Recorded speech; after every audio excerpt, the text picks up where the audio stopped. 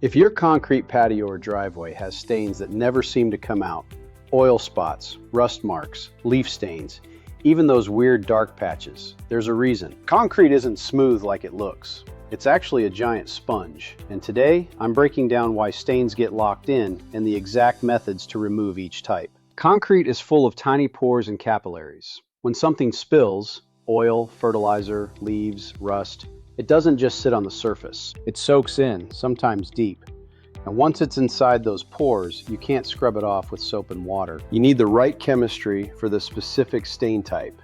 Oil is the most common driveway stain. Oil bonds to the concrete pores, so water alone won't touch it. Step 1.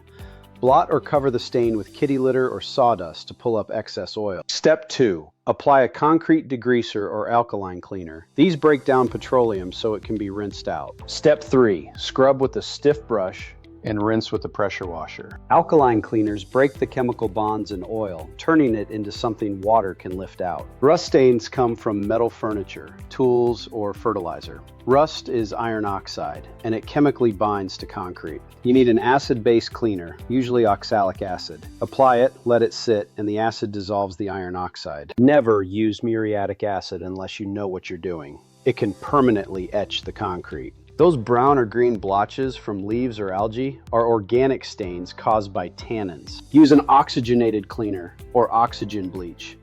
These release oxygen bubbles that break down organic material without damaging the concrete. Tire marks happen when hot rubber transfers onto the driveway. Use a solvent-based cleaner or a citrus degreaser. Scrub aggressively, then rinse. If your concrete looks dark or streaky, that's usually mold or mildew. Use a mildew remover or a diluted bleach solution. Let it sit for 5 to 10 minutes, scrub, and rinse thoroughly. Never mix bleach with other cleaners, especially acids.